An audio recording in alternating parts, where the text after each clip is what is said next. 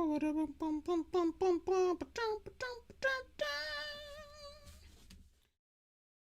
Sega. Oh, it's been a while since I've streamed. Fuck. Shit, I shouldn't have I shouldn't have closed that tab. Hang on a sec, guys. Just want to get rid of that for a second. Shouldn't have closed that before saving it.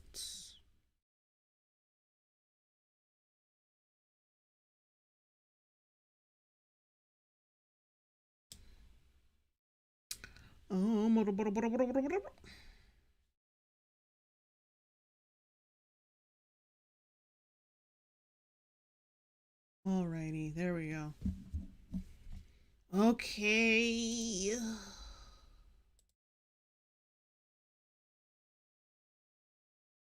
Alright, booyah. Okay, yeah, we're doing Jessie Gender again. I feel like her channel is nothing but like really shitty takes. I've like scanned her channel a little bit. I forgot. I just nothing really stands out. It's just like an amalgamation of like, oh, you really misinterpreted this. You misinterpreted this piece of media, and I feel sorry for you. But yeah, hello everybody. I'm doing a live reaction because it's been a while. It's been a while since I've streamed anything because I was working on Gotham High for so long, and plus I had doubled the duration of part 4 because it wasn't falling. Well, like I usually like every part of Gotham High falls on some kind of cliffhanger. Doesn't matter if it's actually eventful or not because like, it's Gotham High. It's so fucking dull. It just drones on and on. It's so droll. But it wasn't falling. It wasn't properly falling on a cliffhanger like I wanted it to. So I had to double the time, so it would properly fall on a cliffhanger, which I knew would happen eventually because this comic just goes on and on. But anyway, yeah, I was working on that, and while working on it, I didn't feel like streaming anything, and a lot of the stuff in my watch later that I collect for future streams, I just like mostly cleaned it out because there's some of them I wasn't feeling anymore, or the other half I had already done. So yeah, so I had to find some new shit. So I just went back to Jessie Gender's channel, and lo and behold, yeah, naturally there was some shit ready to go. Anyway. Yeah, this one is about apparently the pop culture fetishization of trans women. I saw the thumbnail, and you normally when you make a thumbnail, you put things in the thumbnail that correspond to either the theme of the video or what's in the video. Now, or what's going to be talked about, like or it's supposed to like almost kind of match your title, like the fetishization of trans people. And so I'm looking at the thumbnail, looking at the people, the characters she considers trans, and I'm like, ooh, no. It was you don't see it right now. I mean, if you were waiting in the wings for the stream to start, you've seen the thumbnail already. It was Norman Bates, Buffalo Bill, and for some reason she put in Ace Ventura. I mean, I know what she's talking about, like there is a trans character in Ace Ventura, but she put Ace Ventura in the thumbnail. Maybe it's for the algorithm or something, but like, that's confusing. That's very confusing. You should have just put what's her name? It's something Einhorn, but like Lieutenant Einhorn. I'll say that because she's a trans female. We'll get to that in a minute. We'll get to that when that's mentioned. Officer Buck Todd Russell, $5 super chat. They just discovered an Egyptian tomb filled with chocolate and hazelnut. They believe it's the tomb of Pharaoh Rocher. Pharaoh Rocher. Oh, god damn it. Mikey Gussler, $5 super chat. Recently saw Karen, and I haven't laughed at a movie so hard since The Room. Will you do a discussion with Az from heel versus babyface if you've seen it. The thing is, I have a movie reaction of that coming soon. With the same guys I did the I'm Not Starfire reading with. So look out for that. We should be recording that on Saturday. And I'll be editing that myself, I believe. So, yeah. So, yeah, look forward to that. I'm still waiting for heel versus babyface's Karen reaction. Where the fuck is that? Where is it, nigga? If y'all know where he is, tell him I'm looking for that fucking reaction. Happy-ish Gaming, $10 super chat. Just woke up from a nap to see that you're streaming. Not bad. Yeah, not bad at all. And thank you for that super chat. Meg Gillespie, $10 super chat. Damn. Y'all just dropping hammers in the chat. I just want to tell you that I love you, Jay. I can't wait until I see your Falcon and Winter Soldier review. That show was just awful. Yes, it was. Many reasons why it's awful, and I will list every one. Quatrina Senpai. Yes, get to work. Yes, please. Get to work. I want to see that reaction. I've been waiting, because he's usually quick on the draw with those reactions. Like with Batwoman, like every night, the Sunday he would air, the Monday after, he would have it out. It's like, where's Karen at, nigga? Where's that? Oh, Dr. Cataclysm, $5 super chat. Dracula Part 2 when? It's coming. I was just working on that shit like yesterday, I think. Yeah, yesterday night I was working on it. I wrote notes for every single fucking episode. I just need to sit down and like write it like a semi script. It's gonna be like it's gonna kind of for parts 2 and 3. It's gonna be the same type of thing I did with the first part, a semi scripted and a reaction, but it's not gonna be too scripted. It might be mostly reaction because the characters are so immaterial in parts 2 and 3. Well, not part 2, but not part 3, but in part 2. Part 2, the characters are just so boring and you don't really care. Like, you'll see. I'm not gonna say that much. On Haggis, $6.99 super chat. Ain't Karen a ripoff of Sam Jackson movie where he hates mixed race relationships? No, it's not really. I mean, like, it's the next door neighbor racist thing. I mean, I think that's the only similarities these two movies have, to be honest. But yeah, we're gonna get to this. Like, I'm really confused about where Jesse Gender's video is going to go, because it's just like, you show my fetishization, but you show like 3 of the worst trans people. No, they're not even trans characters. They're not trans characters at all. Like, I'm gonna get to that later. I'm gonna get to that. These characters aren't even trans, but at the same time, it's like, what? They're not fetishized either? Like, what do you mean? What the fuck you mean? Dr. Cataclysm, $5 super chats. I didn't know Steve Buscemi had a drag. Oh no. Don't you dare talk shit about Steve Buscemi like that. Anyway, let's one more super chat and bring one more, and then we're gonna get to it. Sierra Britton, $10 super chat. It's great to see you stream again. Can't wait to see you tear this video a new one. Thank you. Alright, but let's get to this. Let's get to it. Hey there, interwebs. I hope you're doing well. Today's video is going to be something a little bit different, mostly because... Oh god, she's nasally. Shit! Because I've spent the last 2 weeks... Today's going to be a little... I can't even do it. Like, today's going to be a little bit different. Weeks or so laid out with a really bad sinus infection. You can probably hear it a little... Okay, no wonder. My bad. A little bit in my voice right now. Like, it has been nothing but mucus up in this mouth. Oh, Don't ever do that. Unless you're really funny and you can make a really funny joke out of it. Wait, is this the intro? This is an intro before... Oh, no, we're going to skip this. No, we're skipping that. Let's get to the meat. And so with that in mind, I hope that you enjoy it. Now, with all that said, I'm going to rest my voice, and I'm going to go curl up in bed with Jason Sudeikis and this giraffe. So it's going to be a fun night. Oh, shit. Hi, I'm Jesse Earl, an LGBTQ media critic, reporter, YouTuber, and co-author of Critical Consumption of Transgender and Non-Binary Representations in Popular Culture and Social Media. It's a little bit of a mouthful. That must not pay well. And I am presenting A Cisgender Gaze, How the Grammar of Film Views Transgender People. In recent years, as transgender awareness has increased and changed in the late 90s and only grown into the 21st century, so too has how transgender narratives have been portrayed in cinema. Despite having spent most of Hollywood's history as the butt of the joke or something to be scorned or hidden, trans people have suddenly become the objects of fascination to be ogled, uplifted, and even pitied. This presentation is going to be... Yeah. I mean, look up all and down your channel. It's nothing but bitching about being trans in media in some way. Why are we always being pitied?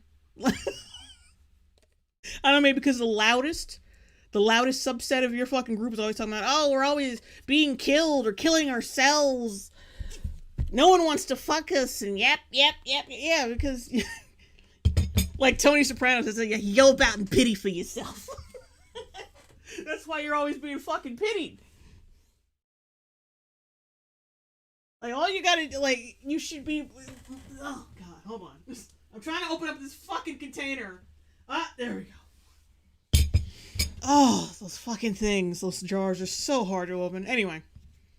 Like I said, when all you do is, like, throw out, pity me bullshit, that's all people are gonna, like, associate with you, which is pity. That's all I'm saying.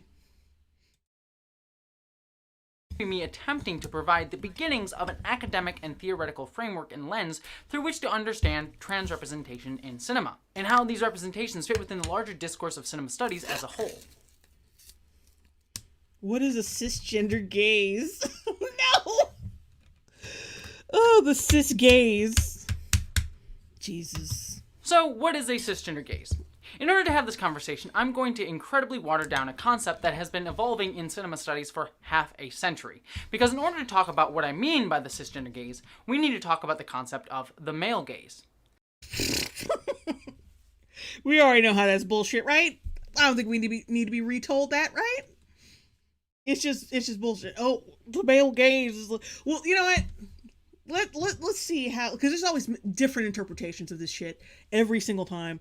The male gaze, mansplaining, anything having to do with manspreading. There's always like some different definition for all this shit. So let's see her interpretation of what the male gaze is. The male gaze was a film theory coined by film theorist Laura Mulvey in her 1975 essay, Visual Pleasure in Narrative Cinema. Contrary to popular belief, the male gaze isn't simply a camera looking at a woman in a movie, but how aspects of cinema work together to frame an entire group of people in one way or another. No. What? This is how you should look at women. That they're very beautiful. And, beautiful. Wait, what are you saying? No, this scene is to show you that, that James Bond is scamming on a fine dime. Like, that's it. When we want to, like, when the director puts the camera on a hot chick, he wants to show how hot she is.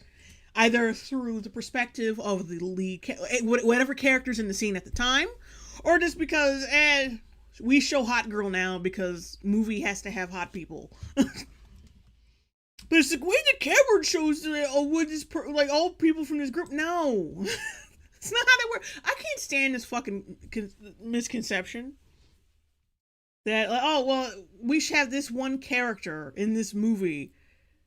And so that's how we're supposed to see everyone from that group that person comes from. That's not how that works. Only stupid people do that. Straw Man, $5 super chat. Any chance you can review the KFC movie, A Recipe for Seduction? It's basically a fuck movie. Just think 365 days, but with chicken. Hello, baby girl. Oh, God. Yeah, I think I heard about that. I don't know. I think I'll take a peek at it. I don't know. Meg Gillespie, $5 super chat. Honey Rider was a smart Bond girl. She's probably one of the worst examples to use. Yeah, Bond girls, period, are not really a good example. Because they're usually, either really smart, or they also do stunts or whatever, or they're involved in the plot in some way, in some important way. So it's not even, it's not a good example. Bond girls are a bad example. It's not, that doesn't work for me. Like, yeah, they're hot, and they They jiggling when they run and nigga. In most cases, women. For Mulvey, she looked at how cinema often portrayed a certain type of man, typically white, straight, cisgender, more aggressive, and emotionally closed off, as normal and the central viewpoint through which we view a narrative in a film. No.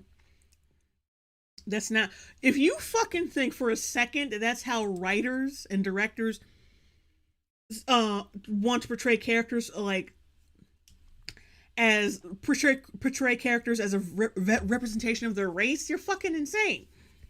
They only do that for woke movies. that's what woke movies do. We're trying to get away. People like me want Hollywood to get away from that. We don't want that. That is bad. And if any director, we need a character for the white man. Usually that character would be probably be called a racist. We need a character to represent the white people. Like, no one does that. No one really does that. But see, Jessie Gender's the kind of person, right, where that's the content that they consume. The character's entire personality and makeup, they're all centered around their race, gender, whatever. So they project that onto white directors or non-trans directors or whatever, and clearly all their characters are wrapped up in their race. Like, no, that's you, bitch. You like that shit. So you think that other people are writing their characters like that. Anyway, ToonBoy20, $2 super chat. Where the hell do you find these videos? Oh God, I wish I knew. Like, sometimes they just show up in my recommended, and I just click on them. Like, oh, free content.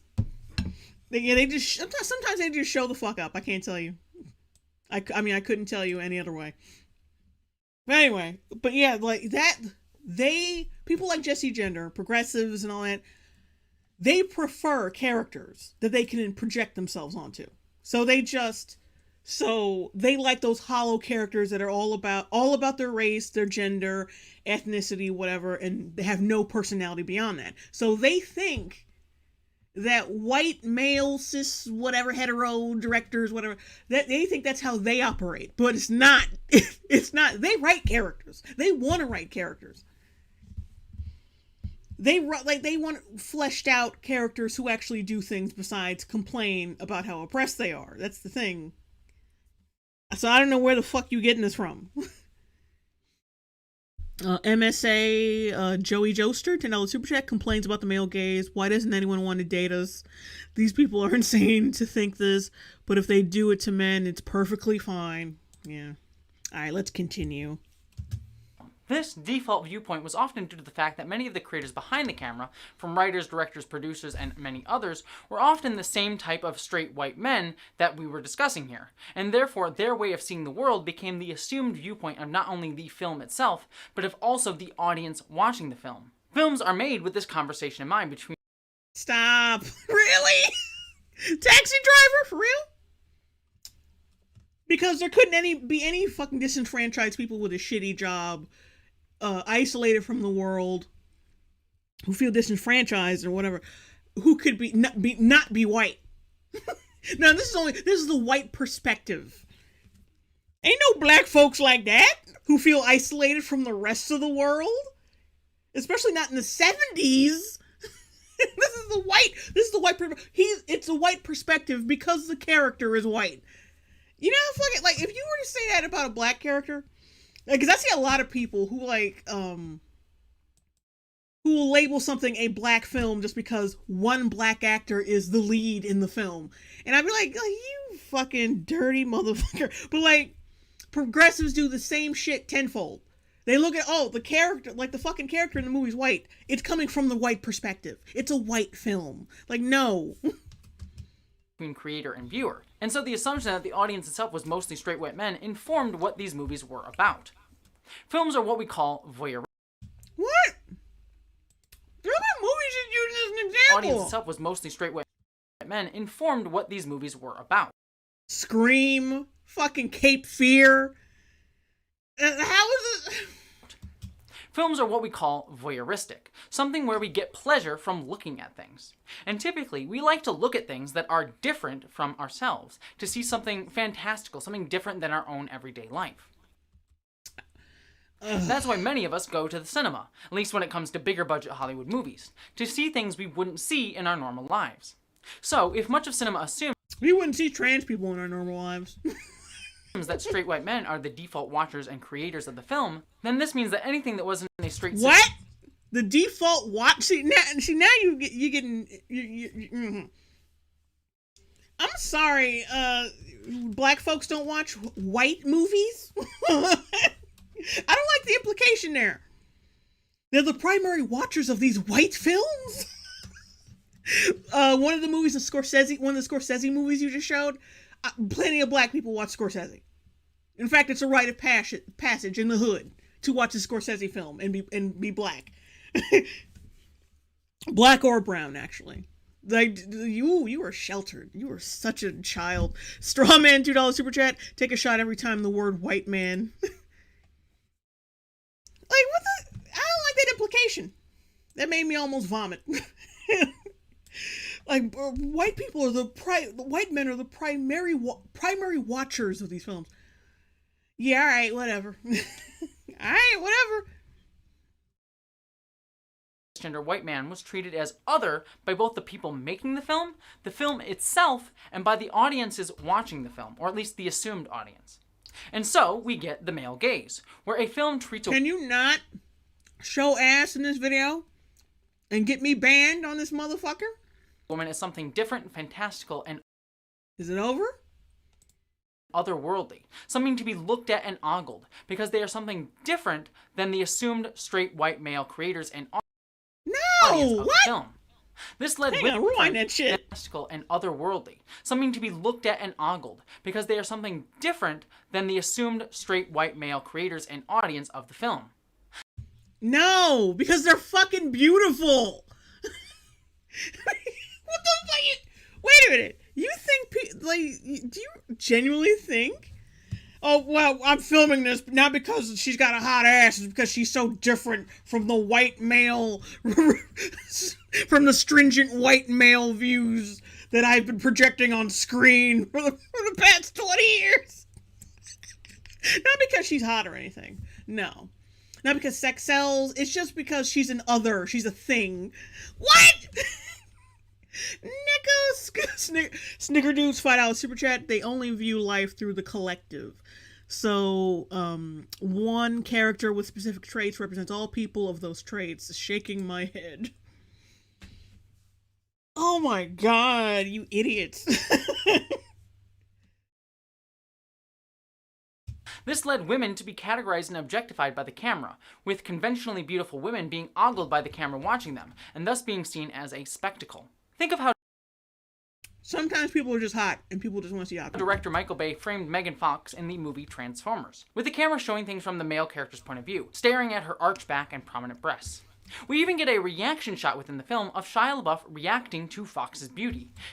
Yeah, it's almost like he was feeling her. He thought she was hot, and then he had a reaction to her hotness. Bro!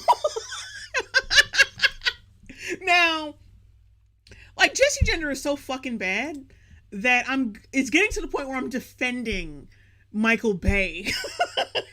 And I don't want to, because I didn't like, well, actually, it was a deeper problem with, Michael Bay and Megan Fox's dynamic, because he cast her at the age of 16 as a sexy character, and which was just not okay. And plus he, like, the way he personally sexualized her in person, not just in the movie, but the way he would talk to her and treat her behind the scenes was a problem. Like, I don't mind, like, sexy shit in a movie, like, yeah, because I know why it's there. But if you treat your actors behind the scenes like shit while doing it, it's like, nah. Well, then that's a problem. Neurotic Pixie Slasher 100 rubles from Russia with love. Thank you. Happy-ish Gaming, $5 super chat. Here's $3 for them cheeks. We saw male gaze rules. Oh shit! Excuse me. One man show, $2 super chat. Can I get projecting insecurities for 400, please? Oh yeah, definitely. Lick Tasty, $5 super chat. These types of videos always make me feel like I'm watching an alien try and fail to understand basic humanity. Yeah. Puff Pastry, $2 super chat. Just joined. Hope I haven't missed too much. Yeah, not really. Just someone who really doesn't understand how erections work. Seemingly to echo the audience's own presumed reaction and how hot we're supposed to find her. To show how Yes. how we're supposed to feel about her beauty. Shia LaBeouf. Not how we're supposed to feel. How the protagonist is supposed to feel. Or no, how the protagonist does feel. That's what it is. The audience can decide for themselves whether or not she's hot. If you did this with a fat chick, people would feel differently. Like, people would find it comedic. Like, why do you find her hot? Like, she's got stretch marks. She's all rolly and shit. Like, the fuck? Strawman $5 super chat. How can this be about straight white people when it's talking about the male gaze? That's so gay. Thank you for the super chat. LB the Bookworm $1.99 super chat. Thank you. Reaction is a reflection of what we're supposed to feel looking at her as the audience. How does all of this apply to transgender people? Well, in the same way that straight white men are assumed to be the viewpoint of a film, so too does a film portray cisgender. No, you assume that. Because you can't separate race from race and gender from anything. People.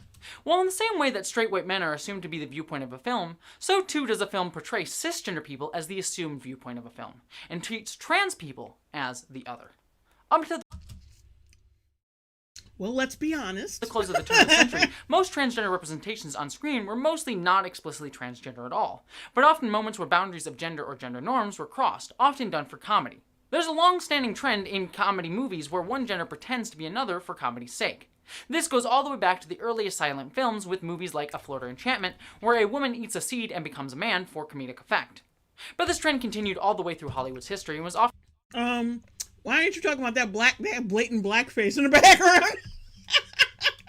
met with critical and commercial success, with Bugs Bunny cartoons, 1959's Some Like It Hot, 1989's Tootsie. I wouldn't call that transness. I call that Bugs Bunny cross-dressing so he could... Because he usually did that to get over or just for a gag, you know what I'm saying? 1933's Mrs. Doubtfire, or the entirety of Tyler Perry's Medea film series. No! Oh my god! No! That doesn't even fucking count. Because he is, like, Medea is a straight up supposed to be a woman. I mean, they make jokes here and there, like, oh, you a man, but that's supposed to be just a joke. A joke between, like, when people make fun of Medea, they do make fun of, like they wink to that. But Medea is a woman. She's not a trans woman. She's not a cross-dresser. Medea's a fucking woman.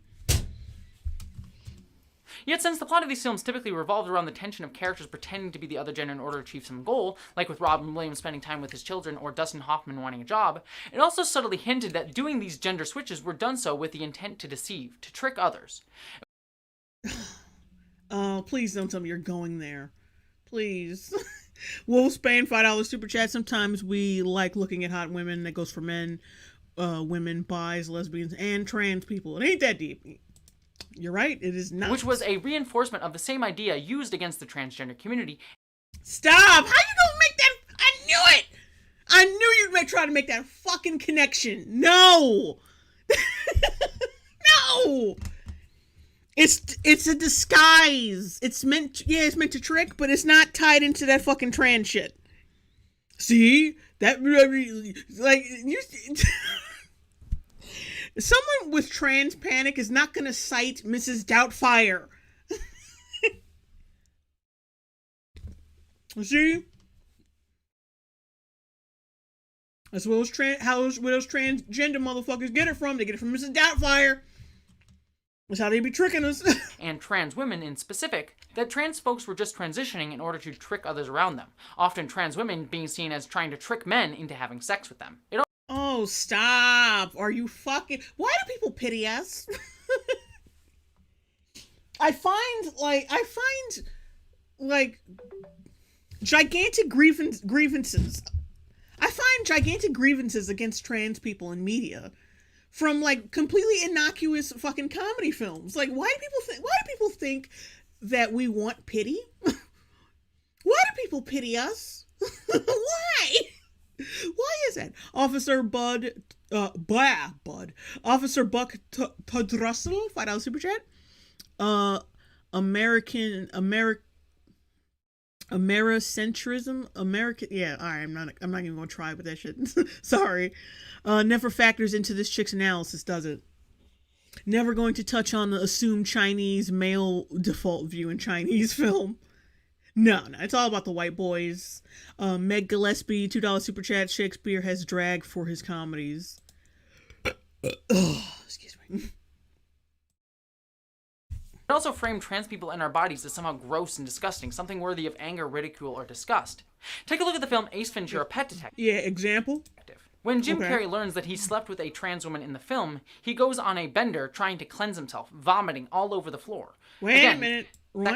It also framed trans people and our bodies as somehow gross and disgusting, something worthy of anger, ridicule, or disgust. Take a look at the film Ace Ventura: Pet Detective. When Jim Carrey learns that he slept with a trans woman... No. He didn't sleep with her, he kissed her. She made out with him like he wanted to have sex with her. But no, he kissed her. He made out with her. Unless there was some kind of inclination that he did sleep with her at one point. But until we figure that out for sure, I'm just going to assume, no, they just kissed each other. Son of the D's, 750 isk. I hate when people try to lamp together cross-dressers as trans people. They are not the same. True. Vash Stampede, $5 super chat. This is a misnomer. I think I'm saying that right. Medea comes from a long history of cross-dressing and stage acting. Peter Pan was commonly played by a woman. Cross-dressing does not equal trans. Exactly. But yeah, he did not sleep with Louis Einhorn. He did not sleep with her. He kissed her. He made out with her. In the film, he goes on a bender trying to cleanse himself, vomiting all over the floor. He doesn't vomit! Oh yeah, he does vomit. Yeah, he did vomit.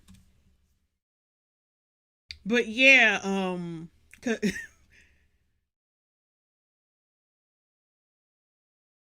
when he found out Einhorn was... Yeah, like... Let's be real, like, if you were tricked into fucking someone or kissing someone that you didn't like, or that you didn't know who that person was, and it ended up being someone you hated, either you hated or wasn't attracted to, you wouldn't be okay with that. It's not just about trans people, it's about people in general. If you are tricked into sleeping with someone you do not want to sleep with, that is going to fuck with you. You know, it reminds me of that really shitty commercial from the 90s of these two twin brothers, right?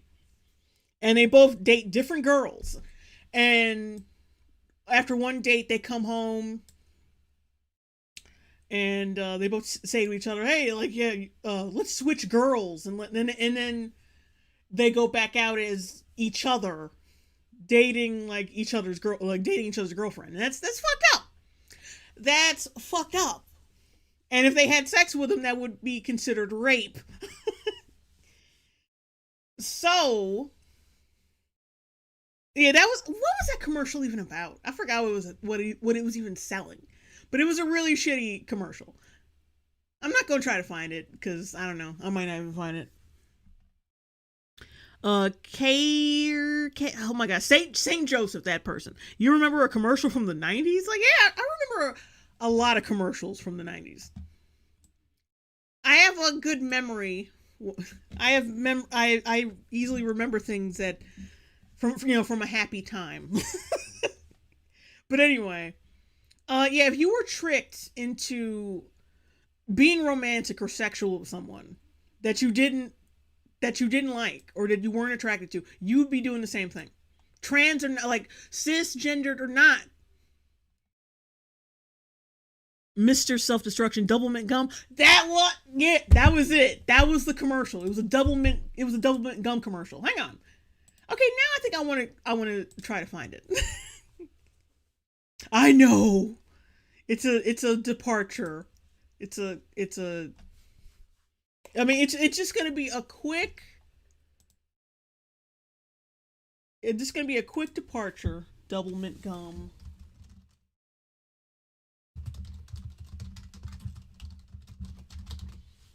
Oh, this better be right, damn it.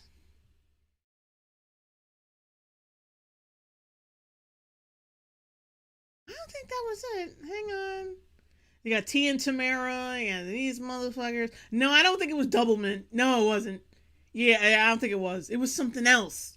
Either it was clothes or I think it was jeans. It had to be jeans. Hang on. Nah, it wasn't double mint. It was some other shit. They switch clothes and then they go out with each other's girlfriend. Yeah, fuck it. Fuck it. Because I'm not going to be looking for this all night. But if you remember it, say something in chat. Because I do want to find that again. Get the whole dopamine flowing. Jeffrey Terry. I think it was an Axe commercial. Was it? Axe. We'll see. Strawman, $5 super chat. Lordy, Medea was a dude. I've been bamboozled. Hoodwinked while the dongle was a hit. Reese's P, $5 super chat. Honestly, we need a break from the cringe, because wow.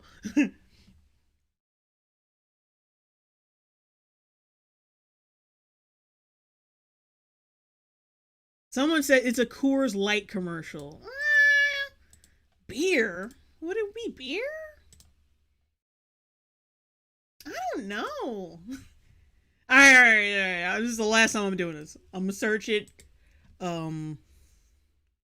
If it doesn't pan out, I'm giving up on it for a while, and we gotta get back to the video.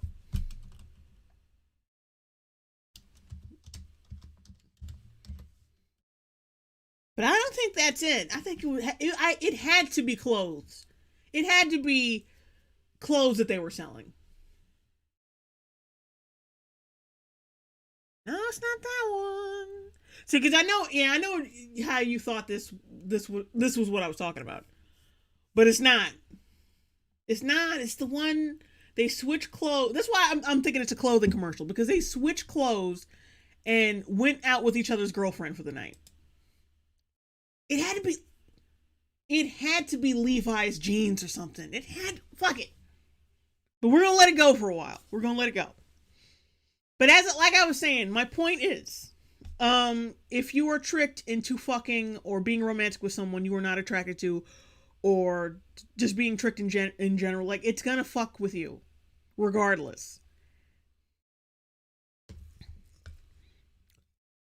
And it's a lot different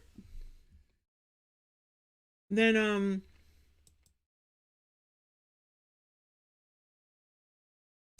because Jessie Jenner, she wants to tie in, trans panic, where the trans person tells the guy or the girl or whoever, oh, by the way, I have a penis, and then they freak out and start beating the shit. Like, you want to tie that into this, and it's not even comparable. He was tricked, and and Lois Einhorn, or like whatever Einhorn, Lois Einhorn, that's the trans female's name. She tricked him, man. She's a maniac. He figured out that he fucking kissed a man who is also a murderer, by the way. Like, yeah, that would fuck with anybody. It's not just about like the trans thing. It's he was forced to kiss someone he is not attracted to. He's not attracted to men, and he fucking kissed a man. And keep in mind, Lois Einhorn is not trans in a blatant sense. Lois Einhorn, like he became like who used to be Lewis Einhorn or some shit, some football player, some male football player. He became a woman to disguise himself. So he's not. Oh, I'm authentic. It's not like he's like the stereotypical trans person. Like, oh, I'm authentically a woman. I've always felt like a woman. No, it was for disguise purposes. He was hiding. It had nothing to do. Oh, Ray Finkel, that's his name. Thank you. Thank you, Jeannie the Machine and St. Joseph. Thank you for that. But yeah, Ray Finkel, he started out as a male football player. Then I think he murdered somebody. Or something happened. Oh, I forgot the fucking plot of this movie. But he went into hiding as Lois Einhorn. He just picked a random identity from the obituary or whatever. And he says, I'm going to get a sex change so I can hide. I wouldn't really call him a trans woman. Not really. Not really. Because it's not like I felt like a woman. Like, no. He went in hiding. So technically you can't even really say this is some kind of, this is so problematic because, it's so disgusting, the fucking trans woman. Like, no. Because it's not the same thing. Nobody. He doesn't even get a sex change. Oh, right. Well, yeah, right. I forgot about that little detail. Again, seeing trans women as something disgusting or worthy of ridicule. It's not about trans women. Like, would you say the same fucking thing if this was a woman who was lied to and forced to fuck someone she didn't? Because that's basically what this is. Like, and plus, Ray Finkel, I don't know if the movie wanted you to think this, but I think Ray Finkel was really into kissing guys because he knew secretly, oh yeah, you're really kissing a guy, not a girl like you think. I think that was a whole thing with his character. I think he got off on that shit. I don't know if that's what the movie wanted you to think, but that's how I interpreted that. And victory of the film is him getting his, quote, revenge on this woman, essentially sexually assaulting her and revealing her gender. Shut the what? No. She was a murderer. She was a goddamn murderer. Like, I think she was a murderer, but like, she was a criminal. He was sexually assaulted. She tried to fucking kill him. She shot at him.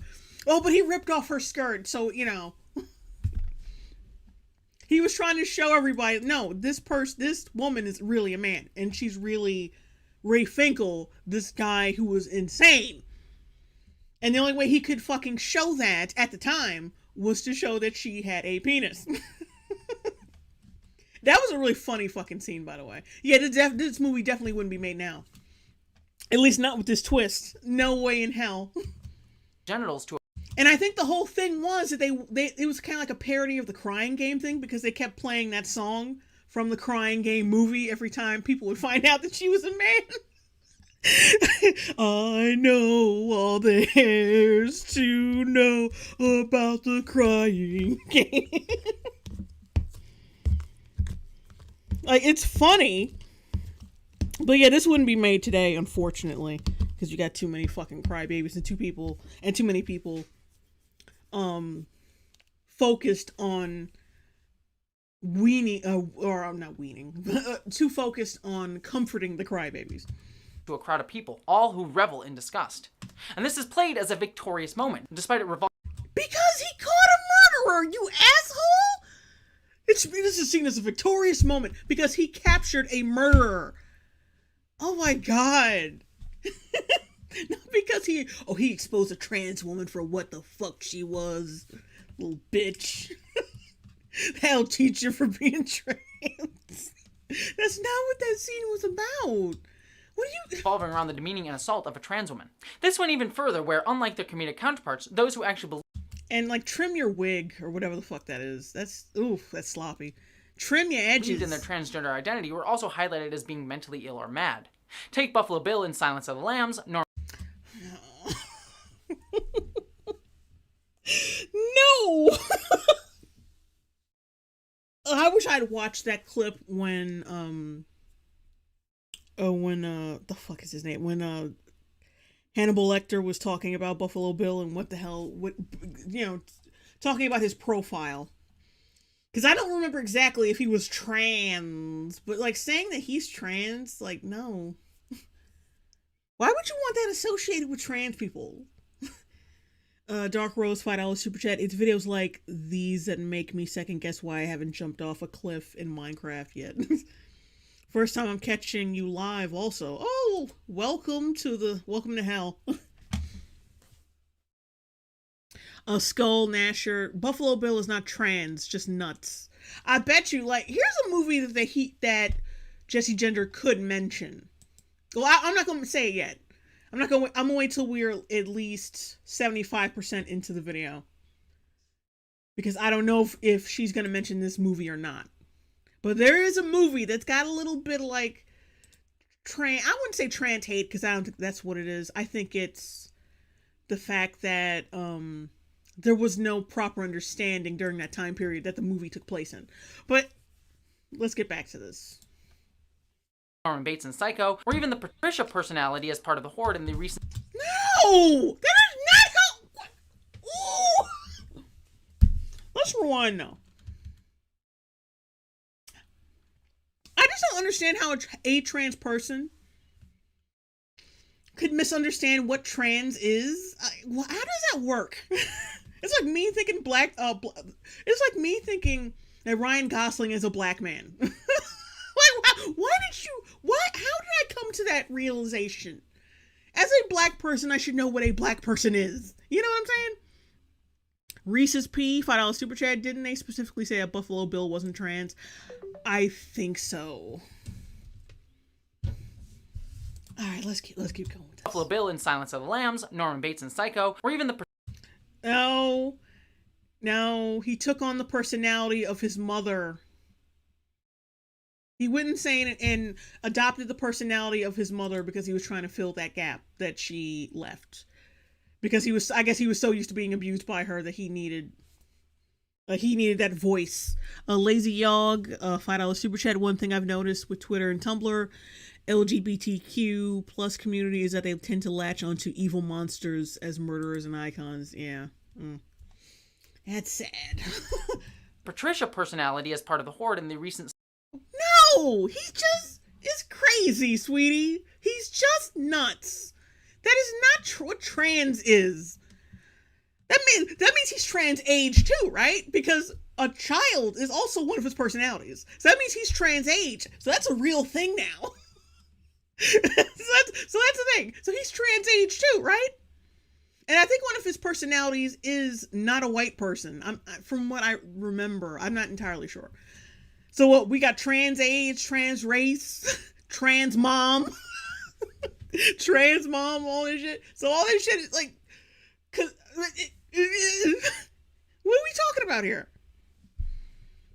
Yeah, like M. Joy says he has multiple personality disorder. So that's not what... split in Glass films. So throughout film history, while trans women were not directly or explicitly portrayed, cinematic portrayals of breaking and crossing gender norms were reinforced as deviant, duplicitous, and... Either it's trans or it's gender non-conforming. It's not the same fucking thing. So you're trying to make it fit. You're trying to put a square peg in a... You're trying to put a circle peg in a square... How does that go? You try and put a square peg in the wrong hole. Like, fucking stop. Part of the Horde in the recent split in Glass films.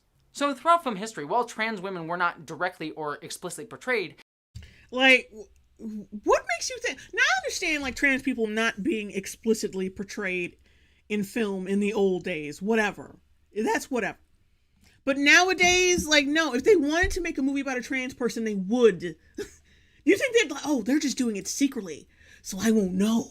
But I know. Like, no, these characters are not trans. No matter how much no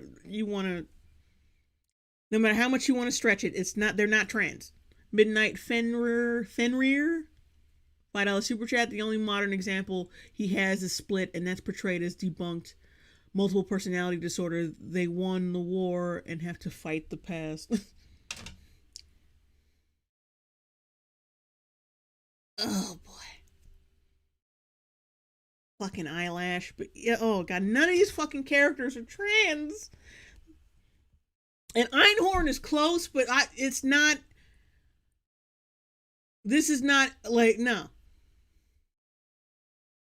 It's not in like, I always felt like a woman. I'm a woman on the inside bullshit. It's not that. It's not that. He needed a disguise, and being a woman was a perfect disguise, especially for a big hulking fucking football player. Waygoop, I think, $5 super chat. Hey Jay, just got back from work. Congratulations, and I'm glad you're streaming. It makes my mood better. I love your NOCs, and I hope you gain more recognition on here. Thank you. And Relaxate,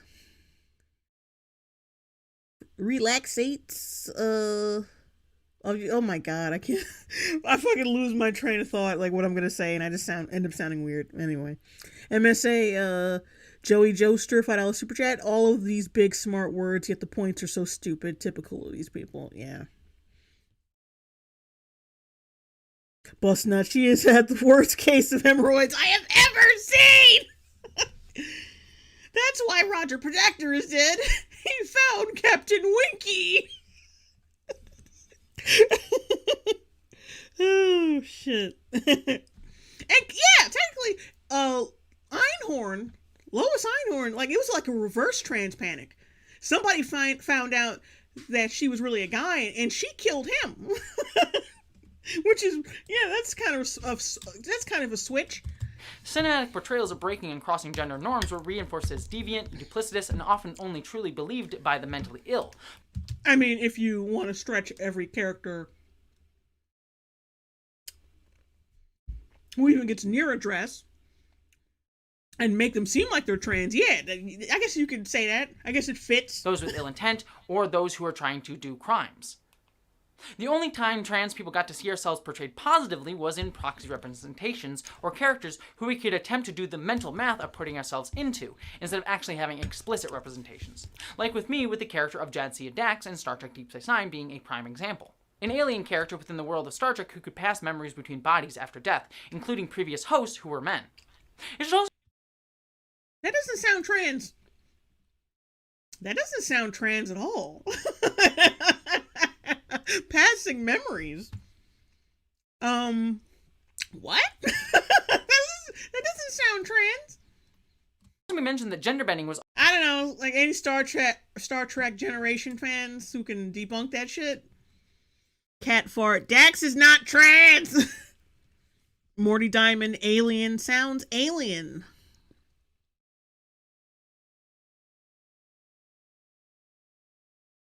Oh, sinister looking kid, Eddie Murphy and the Nutty Professor was trans fat. Oh, Mr. Self-Destruction, Dax is not trans. Yeah, a lot of Star Trek fans are going the fuck off in the chat. Kai Fujimoto, they do know that Broadway cast guys wear dresses sometimes for their play, right? Shh, don't tell nobody. Often intertwined with racial issues, such as with gender bending often mixing with blackface in cinema's early years. But while the intertwine... Blackface ain't no racial issue.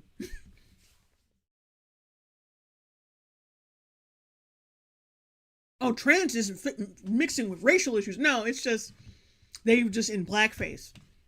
I don't know how the hell you interpret that with them addressing racial issues. Oh, she's slow. She's slow as hell. Pointing of gender and racial representations is a fascinating subject. It falls a bit outside the time we have to discuss today. Yet I wanted to at least mention it, as the discussions have interesting similarities and divergences in history and in how they actually are portrayed. Vash Stampede said there was a Star Trek Deep Space Nine. That was a Star Trek Deep Space Nine. Dax is not the same person and therefore didn't change gender identification. It didn't change gender identification, hence not trans. Yeah, I figured, like, every single fucking time. That's why I always ask the chat, if you're a fan of the show, give me it straight. Because, like, from what she described, that didn't even sound trans anyway. Meg Gillespie, $10 super chat. Can't anyone connect to another character that doesn't completely represent them? My favorite superhero is Drax, and it's not because I'm a big wrestler. I'm just a girl who doesn't get jokes. Exactly. Portrayed on screen that can be illuminating to this discussion. While many of these historical examples of trans and gender issues being portrayed in cinema still exist, I want to focus attention on how the cisgender gaze itself manifests today in a more positive light. Currently, as trans representation has increased in cultural consciousness, so too has it increased and become more complex and explicit and even more sympathetic within our modern media. Yet it's still often filtered through this idea of a cisgender gaze, through this idea that trans people are fantastical, otherworldly, or different. This lens has led to the development of two different types Let's be honest, they are not fantastical, but they are different.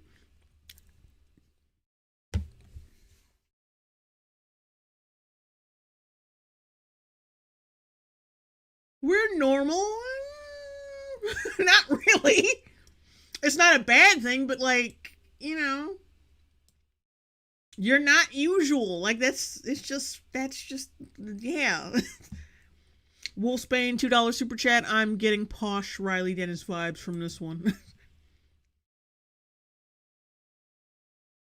Trans narratives on screen, the transition narratives and the oppression narrative. Transition narratives focus on, funnily enough, the transition of a trans person from their assigned birth gender to the gender that they feel that they are and wish to present as in the world.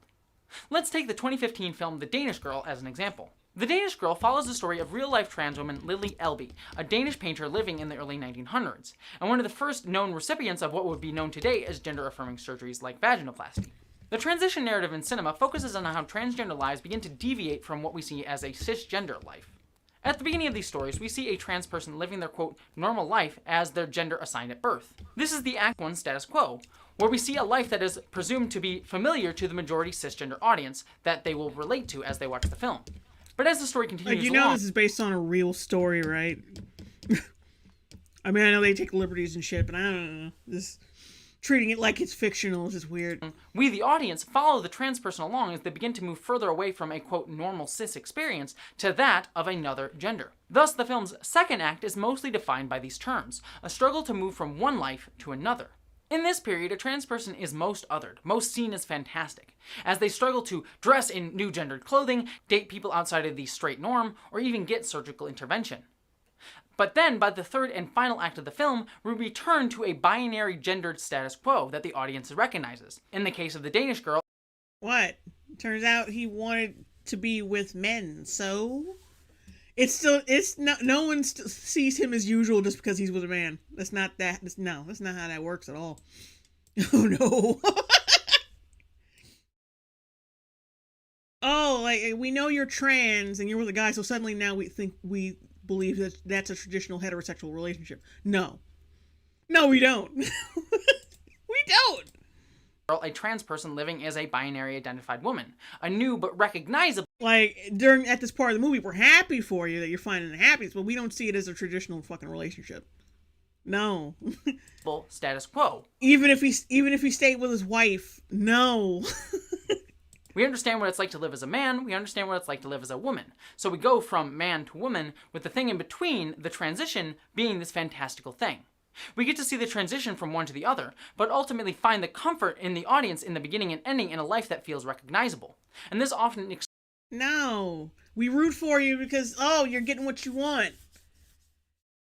We root for this person because they're getting what they want, and it's like, reason why we relate to it is because anyone, even if we don't get the trans thing, it's like, we're finding out who we are, and we're becoming that person, and we're discovering...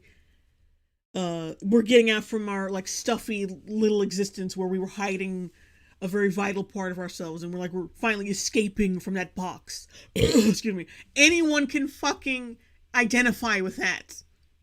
That's why we root for the character. It ain't got nothing to fucking do. She's being heteronormative. Now I can root for her character. No, that's not how that works. I've watched this movie, and I like this movie. James Spinner, but it is one of those Oscar movies that you don't watch more than once, but it's still a good movie. James Spinner, $5 super chat. She's mad because the trans guy just found out he was gay the whole time. Yeah, but like I was saying, like, we fucking identify with this person because they're finding out who they are, and they're breaking from the chains of like I said, of their stuffy repressive life. Anybody could identify with that. Like when we watch The Little Mermaid, the reason why we root for Ariel, despite us not being mermaids, is because everyone can fucking relate to that type of story. And plus, it's an underdog story. We can always relate to that. Stop it. Like, oh, finding out who you are and glitter and shit. Like, that's why.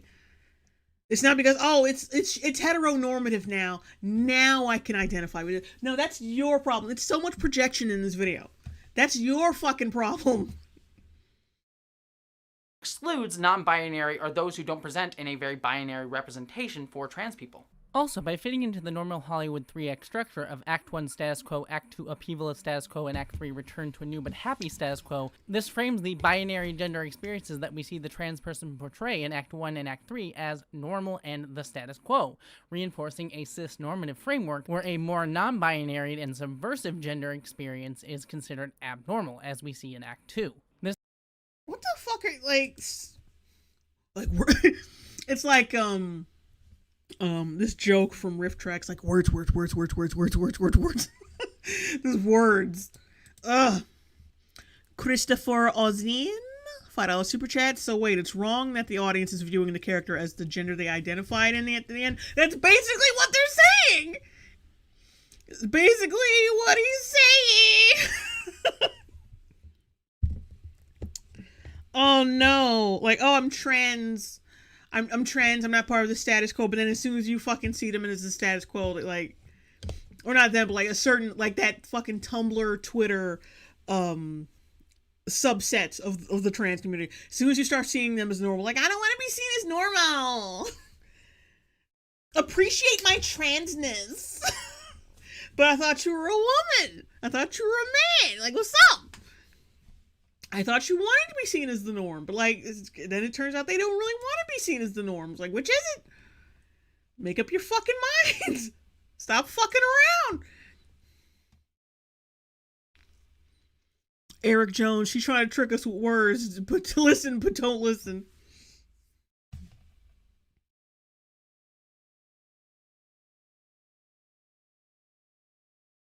This has the side effect of framing non-binary identities as abnormal or weird. And other examples of this transition. He ain't non-binary, though. He's not non-binary. He was a trans woman. Like, what the fuck you talking about? Space and goats, $5 super chat. Imagine critiquing someone's life because you can't relate. Are transparent, boys don't cry, or the original The L Word. Also, by the way, if you want to know for sure that you're probably watching a transgender transition narrative, is when you see a trans person spend a long time looking at themselves in the mirror in the film. Remember that moment earlier where I spoke about Shia LaBeouf offering the audience a mirror of what their reaction was at seeing Megan Fox in Transformers? His anguish at seeing the beauty of her body, how we were supposed to react to her body being mirrored in Shia LaBeouf's reaction? Get to the point. Well, a trans person looking at themselves in a mirror is doing the same exact thing. Showing... No... I'm thinking about every, like, trans-related fucking film I've ever seen, and, like, they don't make it look sexy. Unless you're trying to say, oh, it's like that, but depressing. Son of the D, 300 disc, they like a damn robot. Oh, boy. The audience, through the trans character themselves, how they should find a trans person's body strange, different, or something to stare at or be fascinated at. No. No. And besides, men and women's bodies are different. You do know this, right? They're different. So when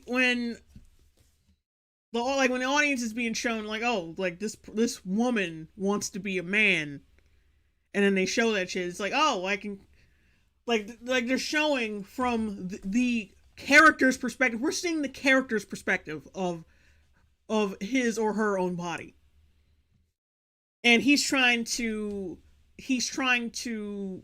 like, he himself is trying to compute this shit. Like, he wants to look more like a man. He wants to look like a man. And it's like almost like the confusion and like the trying to like see what you want. It's kind of like it's when like a fat chick looks in the mirror. Like you're trying to see what you want. Like, yeah, I hate this. Fuck. Like it's not right. It's like that. We're trying to see her body or his body through his perspective. That's what it is. Anybody like, oh, look at that circus freak. Oh, like Darkman, like oh, she's a freak, a freak. No, that's not what it is. We're trying to get his perspective of his body. Like I said, it's no different when we see a movie where a fat chick or like a chubby chick is looking in the mirror like, all right, like fit the jeans, like suck this in, get the jeans on, and you know what I mean? It's like that. It places trans people in an interesting viewpoint, both the protagonist and that's supposed to be the audience identifying character, and yet also, simultaneously, the object of fascination itself. Thus, the trans protagonist, when looking at a mirror in a film, becomes both gazer and object of the gaze within the piece. The oppression narrative does something different, focusing less on these small personal differences. Is that how you spell oppression? Am I crazy or is it supposed to be another S? Hang on.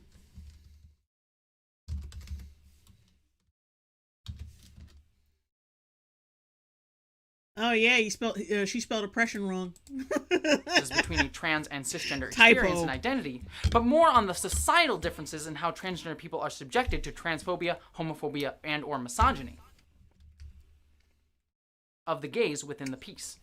The oppression narrative does something different, focusing less on these small personal differences between a trans and cisgender experience and identity, but more on the societal differences in how transgender people are subjected to transphobia, homophobia, and or misogyny. Take 2017's foreign Best Picture Oscar winner, A Fantastic Woman, where the lead character is subjected to a 2-hour-long gamut of hatred and bigotry as a trans woman. These narratives are meant to embody pity, showing how a trans person's life as a whole is distinct from a cisgender person's. Hey, man! What's up? Wait, does she have like an age restriction on this video? Nope. Showed ass and titties. Like in my the video I made about what was it, Dirty Sexy Saint, I got a whole ass like the fucking video was completely fucking removed for sexual content. And Jesse Gender's like showing whole ass titties and ass. No age restriction on this video. Does not have to handle these struggles. There is an implicit assumption underscored by the perspective taken within these films, one that piques a cisgender curiosity by centering a plot around providing an insight into an unknown existence, or an existence so fundamentally different from that of a cisgender person. Within this framework, cisgender people are assumed to find entertainment while watching a trans person struggle against daily oppression that cisgender people typically would not face on a regular basis. When we see this type of narrative... No, we don't find entertainment in it. What the fuck? And if that's not what you meant, you need to use a different word. In things like Orange is the New Black or Dallas Buyers Club. Now, both the transition and oppression narratives are not solely exclusive. We see elements of the oppression narrative in works like Boys Don't Cry, for example, despite that focusing on a transition. Or we see Laverne Cox's character in transition in an episode of Orange is the New Black, despite that mainly being about an oppression narrative for her character. These two narratives intermingle, but the main goal of both is that they use a cisgender gaze to portray transgender characters as sympathetic, yet different. It forces... They are! What the fuck? They are! Like, fucking stop this shit! I'm not saying it's a bad thing. But just pretend you're not different. It's fucking ridiculous. I was born in a completely wrong body. There's only like a few of us in the fucking world, and we have to take hormones in order for our bodies to fit our brain, but we're not different from everyone else. Okay, whatever. We're not different. Like, fucking stop it. You are. Like, no one said no. Like I said, nobody's saying it's a bad thing. It's just a thing. Oh. Seen through the lens of their... Like, why the fuck do you think that there is oppression against fucking trans people. It's not for nothing. Like, you're different, and then there's some people who fucking hate that shit. And that's why that happens. They don't do it for nothing. Oh. Like, what the fuck? And there are going to be some stupid people. Like, I'm not saying that like the oppression is deserved. I'm saying like people don't like shit that's different from them. Like, there's some people out there who don't like shit that's different from them. So there's some people who are gonna fucking go after it and try to stomp it out because they're shit pieces. Excuse me. But like, yeah, sweetie, you're different. You are fucking different. Stop. Ugh. Their transness. For all the narratives that I've told you, even the ones dating back to the beginning of film history, trans characters and even trans themes have always been mainly defined by their trans identities. Films like The Danish Girl or A Fantastic Woman are sold simply as the transgender movies. Sure, I guess because that's what it's about. That's what it's about. Trans woman in A Fantastic Woman was a waitress, or Eddie Redmayne in The Danish Girl was a painter. Like, if the movie was just about someone living their life who happened to be trans, no, then it wouldn't be centered around their trans identity. But it's centered around their identity because the whole thing is about them, how they deal with their identity. Fucking duh. Now, that's a lot different from a character that's supposed to be a character who does nothing but talk about their fucking identity and has no personality past that. That's a different story. But, like, the plot is centered around them finding their true identity or dealing with their identity. That's why it's like that. Oh. But are those the things that you really think about when you think about those movies or those characters? No, the first thing you think about is that they're trans. It frames transgender people as Oh, wait. I think I said yes to the wrong thing. Wait. Women are sold simply as the transgender movies. Sure, I guess the trans woman in A Fantastic Woman was a waitress, or Eddie Redmayne in The Danish Girl was a painter. But are those the things that you really think about when you think about those movies or those characters? Yeah, no. Because that's not what the plot is. The plot is not centered around him being a painter. That just so happens to be a thing that he does. Evil Hero Diamond Cat, $5 super chat. Hey, Jay, I'm late. Wanted to say that Gotham High was worth the wait. It was great. Gotham High Part 5 when? I don't know when. Like, when I put that little note in the outro is saying, Part 5 coming soon, whenever. Like, I don't know. Like, that's what I mean. Because I don't know when I'm going to work on it because I have so much shit I need to work on already. I got the Falcon and Winter Soldier review. I got the Dracula thing I still need to work on. Oh, excuse me. That craft review I was gonna do, I'm still doing that, definitely. And then I got another one I want to work on, Candyman, the new Candyman movie versus the old one.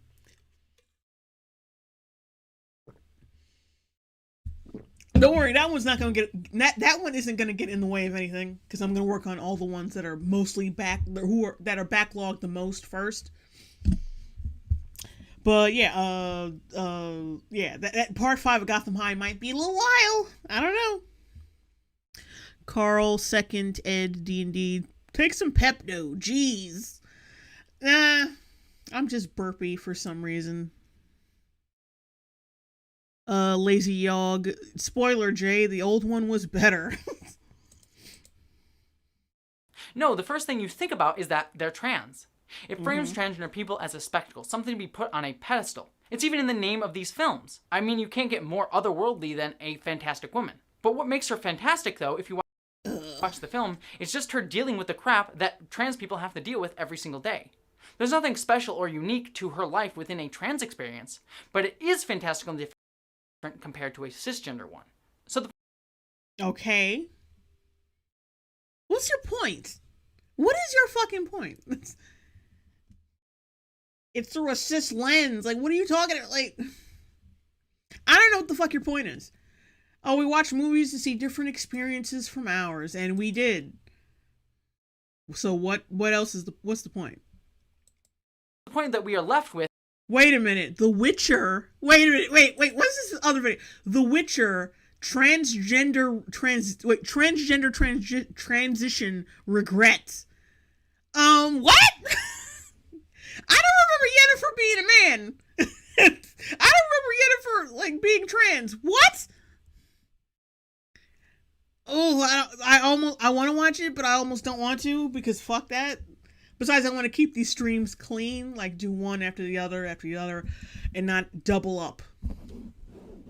But yeah, what does that have to do with anything? What does that have to do with transgender shit? Like, no. I think she just had her fucking uterus taken out. Like, yeah, you know what? Women, cis women, that can also happen to us too. Like, what the fuck? I don't know what that's about. Meg Gillespie, $5 super chat. I got a trans friend, and the main thing about her is what an amazing dressmaker she is. But if they made a movie about her, it would just be trans. Yeah, like, yeah, and the thing about Jessie Gender is like, you could name a lot of shit nowadays, especially from Netflix, that just highlight someone's transness over their character. Plenty. But she picked good movies that are specifically tailored to highlight the trans experience of that character. And like said, no, well, see how they put us up on a pedestal? See how that's like tokenization, some type of shit? Like, no, that's the wrong example. That's not a good example. That's shit. Oh, hello, Ruby Mary. Welcome to the stream. But yeah, these movies are actually good movies. These are not good examples of what... These are not good examples of like tokenization or fetishization. It's not a good example. Is that she's fantastic because she's trans. And simply that. This idea otherizes and glamorizes transness. And it should be said, a specific type of transness. One that focuses more on binary genders like man and woman, and typically those with white skin, though not always. And those who fit into typical beauty norms as trans or non-binary people. And by the way, I don't think that these things are inherently bad. In fact, in many ways, they can do a ton of good work. Things like the Danish Girl or Girls Don't Cry or A Fantastic Woman do help frame transgender people and transgender lives as something worth viewing positively, not negatively, and lives worth caring about. What the fuck is your problem then? Because this is the only thing you have cited. What's the negative shit? Where's the negative examples? Well, these aren't really bad, even though I'm talking about something that is bad that they do with trans people in media. But I'm not gonna I haven't listened. We're like almost done with this video, and you have cited nothing. Like, no real, true bad examples of trans representation in film. Nothing. Oh my god! Why? Why? Lance Johnson, £5 super chat. Thank you for being sane in this insane world order. Oh, you're welcome, and thank you.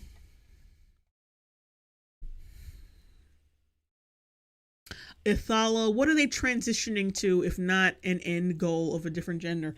Excuse me. I guess her complaint is, why don't we see any non-binaries? Because no one takes that shit. Like, I'm gonna be honest. And no offense to the people who might be non-binary in my chat or whatever, but that shit is not... Come on. No one takes that shit seriously. Oh, because if you're not transitioning, then there's no trans happen. No one takes that seriously. Oh, I'm both and neither. Like, get the fuck... No one takes it seriously. I'm a non-binary. Every time someone says I'm putting a non-binary character in a film, it's not just because announcing that shit is completely embarrassing and cringe. It's because no one really takes that seriously. I'm just be honest. No one takes it seriously. Like, trans is different because when someone is trans, they transition, and then there's a lot of fucking horrible shit that goes into that. Like, there's a lot of pain and stress and a lot of, like I said, oppression and people fucking with you. Which, like, you know what I'm saying? But non-binaries are just some shit that someone slaps on. And now, I mean, my sex didn't change, just my gender. Oh, okay. Well, who gives a fuck? I'm just saying, like, you can be whatever, but don't expect someone to take it seriously. You know what I'm saying? I'm Zare. Okay, good for you. Good for you. But I want to see your ass at no pride rally. Anyway, let's press play. The problem becomes several-fold. First, most of the people who directly financially benefit and critically benefit from these successful works are cisgender people. Hollywood tends to continually pat itself on the back for showcasing transgender narratives without actually including transgender people with. Because they're actors, sweetie. They're fucking actors. That's a huge acting challenge for an actor, especially a male actor. Having to put yourself become a woman. That's the ultimate acting challenge. Just casting a trans person would be no challenge at all. And it wouldn't be that revolutionary. It's a trans person. Being a trans person in a film. Okay. All right. But that's why that happens. And plus because they're actors.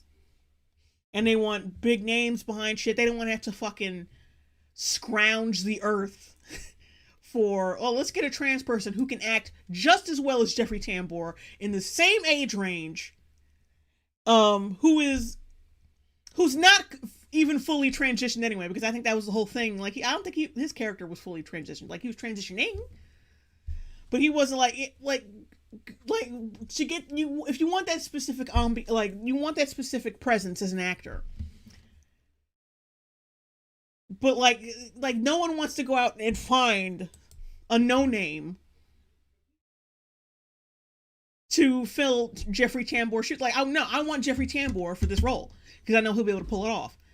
He fucking auditioned. He was great, and now he's fucking hired. Period. That's how it is. No one's excluding you. But we don't want to have actual trans people in this shit. They're still documenting the trans shit, the nitty gritty and the transition and all. They're still doing it. You just don't like it. You just don't like the fact that they're using a cis person. Evil Hero Diamond Cat $5 super chat. Can you help me with my warehousing and terminal management course? Do you know a lot about shipping, receiving, and cross docking? This is a joke.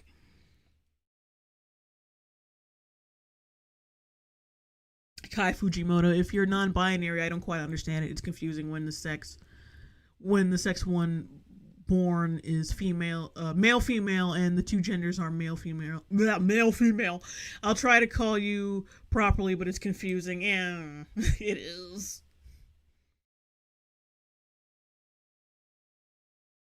Montana, non-binary is just an easy way out of not actually going through the trial and error of legitimately transitioning, surgery, hormones, etc. They don't want it, but just want the sympathy that trans people get. Yeah, that's what I figured. That's my viewpoint on it, basically. The cis people trying to jump on the backs of trans people. Please, I don't want to be a boring cis person anymore. James Spinner, $10 super chat. There have been a few non-binary trans people. They use surgery to turn themselves into weird things like cats and lizards. It's not common, but it does happen. But cats and lizards, though, that just makes it sound even less fucking dignified. Well, there's no non-binary people. They became cats and lizards. That doesn't help. That's not helping. Oh, well, whatever. But thank you anyway for explaining that. Within the actual work behind the scenes of the film. Transgender portrayals in The Crying Game, The Danish Girl, Boys Don't Cry, Dallas Buyers Club, Transparent, and many others have all resulted in award nomination and wins for cisgender actors and creators. Yes, because they actually put in the work and did convincing portrayals of trans people. Oh, don't forget, what's her name? The bitch who went to prison for trying to get her daughter into college, for bribing her daughter's way into college. What's her name? Felicity Huffman. She played a trans. That was so weird too. She played a trans female, but she's a woman in real life. That was weird. That was a weird one. Felicity Huffman, who's married to William H. Macy. She's a full-blown cis hetero woman, and she played a trans female in a movie. I still don't get that, but she still kind of pulled it off, though. She had the female male voice, the voice where it's deep, but it's feminine. That type of fucking voice, that Jim Carrey. When Jim Carrey played that bodybuilder chick on In Living Color, that voice. That was a weird one. But like I think she still played it pretty well though, from what I remember. But anyway, let's get back to this. Yet with rare exception, these award-winning projects do not actually include transgender involvement, whether on-screen, creatively, education, or financially behind the scenes. Oh my god, it's not that hard to figure out. Person feels wrong, like they're in the wrong body. They transition to become whatever fucking gender they want to be, or whatever sex they want to be. Trans person gets harassed and othered and beaten the fuck up, and then trans person deals with that, and it's not hard. Plus, you can still research, talk to trans people. Like, you think these actors have it? Like, tell me some fucking facts about these actors and how they approach the role. I know you won't. I don't think you researched this video that well.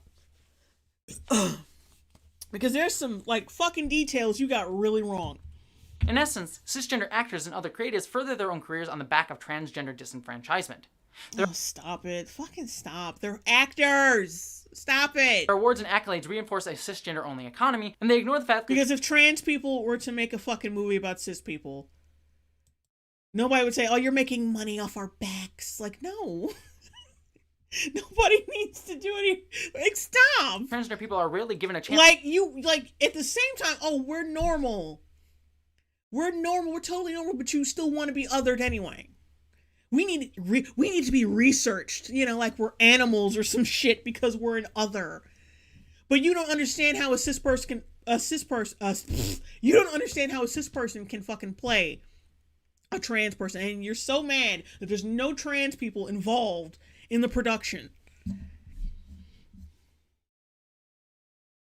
Like, what's her name? Laverne Cox has played straight up, like, female characters in a couple roles, I think. Like, it wasn't explicitly mentioned that she was trans in any, like, apart from Orange is the New Black.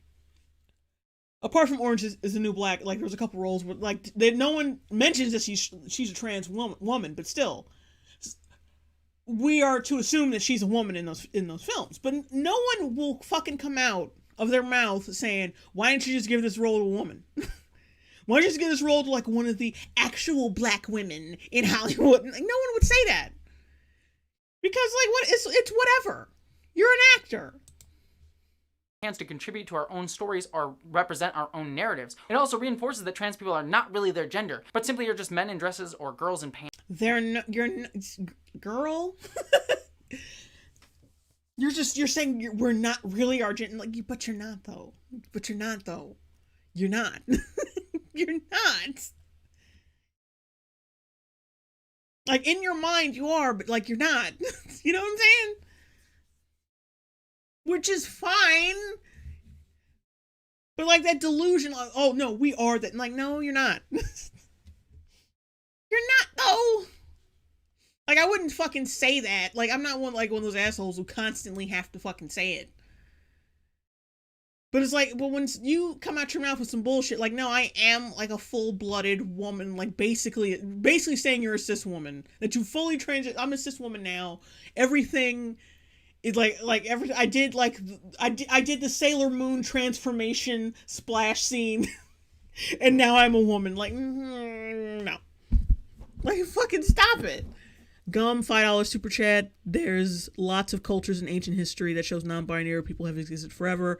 Also, you might want to look up the actual definition of trans. Okay? Like, every time there's been non-binary people in history. Okay, and then they mention some shit that doesn't even sound right. That doesn't even sound like, okay, but, like, you can't be two genders at once, and you can't not be a gender. Like, that's not a thing. People have identified as other genders all the time. Like, but you're missing my fucking point. Oh, boy. Anyway, let's get back to this. However, things today are starting to change in the past few years, mostly based around the fact that there have been every few years, you motherfuckers say this shit. Like, for, like, any progressive from any fucking group, y'all all say this. Yeah, like, it was basically like it was basically like the 1800s, like 2 years ago. We were being lynched and shit, left and right. You know what I'm saying? Until recently. Like in recent years, things have gotten a skosh better. They gonna be saying this shit for years to come. For Max Smiley, $5 super chat. Ancient cultures that had non-binary were treated as subhuman and were announces. I don't know, like announces a majority to all the time. I don't know. I'm not exactly sure what this is. No, they didn't exist. They were mutilated. Oh, is this supposed to say eunuchs? We're subhuman and we're eunuchs majority? Is that what that's supposed to say? Damn it. I gotta make sure y'all type this shit right. Because I want to read these. ADT116, gender has French etymology and it literally means sex. The attempt to divorce the two words is a modern invention spawned by arguably unethical psychology. Look up Dr. John Money. Oof. Yeah, when you look that shit up, make sure you're drunk. Or make sure you got some liquor. Because that's a depressing fucking story. That motherfucker was evil. Oh, for Max Smiley, yes, eunuchs. Autocorrect. Autocorrect is an asshole.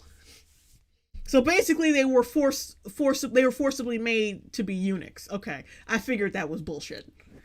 So anyone forced to be trans is not really trans. And I've said this, I'll say this time and time again. Like if you were forced, like if you had your dick cut off at birth and they just like decided to like make you a girl, which happened in where was that? I think that was an episode in SVU. Something happened to... No, that was that John Money shit. Like, something happened... Some trauma happened to the penis. To one of the kids' penises. And they were like, okay, this can't be... There was an SVU episode based on that, though. But, like, he had some penile trauma when he was born. And so they were like, okay, let's just make him a vagina. And just call him a girl. And that's how that shit happened. And then John Money's creepy ass approached the family and said, you know what, let's... No. John Money was involved the whole way, right? He said, give the boy with penile trauma a vagina. And then we can put him through some kind of fucking therapy. The therapy is fucking sick. I'm not going to say what it is, but it was really fucked up. But let's put him through some kind of therapy to make sure, like, he stays a girl, like, mentally. I'm not gonna say what it is. Just look it up. Just look it the fuck up. I'm not saying the shit. Oh, wait, Gum, $5 super chat. Native Americans believed in a third gender. It was basically some people had a soul of both a man and a woman. They considered it a third gender. Okay, but that's what I'm saying. That's what I said. I was saying, like, I knew it was gonna be some bullshit. You know, like, look, Native American stories and folklore and culture, it's great. But, like, just because it's from some kind of, like, ancient tribe, just because you hear something from some kind of ancient tribe or whatever, doesn't mean it's not nonsense. Doesn't mean it's not foolishness, okay? The Native Americans believe we had a third soul. I counted as a third gender. Come on, man. Like, I appreciate the super chats, but come on. The super chats and the conversation. But, like, come on. That's not a thing.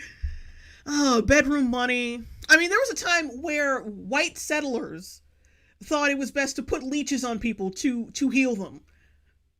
That doesn't mean shit. It doesn't mean shit. Like, sometimes shit just is, from back in the day, was fucking dumb. And didn't make any sense. Just because it was Native Americans doesn't automatically make it cool and spiritual. I'm sorry. Bedroom Bunny, Jalen Bone, it was a botched circumcision. Right. And John Money used that child to test his theory that gender was fluid. It led to that kid detransitioning and then killing himself. Yeah, basically. Thank you for not mentioning what those experiments entailed. Because I don't want anyone to get banned or anything. Or get my chats forcibly. I don't want to get you. I don't want you to be forcibly moderated out of the chat. Lazy Yog, $5 super chat. As a Native American, I can tell you that it wasn't a gender thing. It was a spiritual thing. Not every tribe followed that line of thought. Thank you. Frankenfurter, $5 super chat. Japan had a third gender, the Wakashu, but really it was young boys. It was young boys, so just exploited children and teens. Oh boy. Gum. No one is saying our identities are biological. You're not saying it's biological, but there are a lot of non-binary people who say that shit is biological. Who think that shit is like a fucking exact science. Like you may not think that way, but like there's a lot of non-binary people who think they are legitimately, like they're just as legit as actual trans people. Like you can't deny that. I've seen them. Like they fucking say that. Oh, my gender is like it's real. It's real. Oh shit, we're in the red. Susan got us. Susan, they're just opinions. Relax.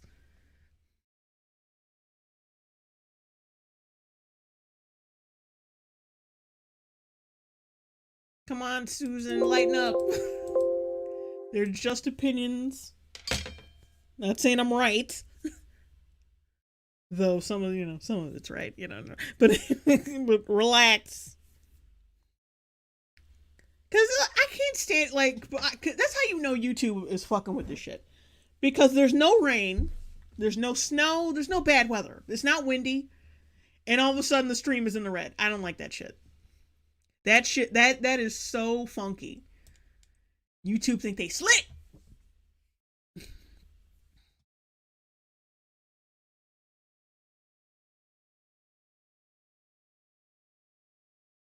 Still in the red. Oh wait, it's going back to green.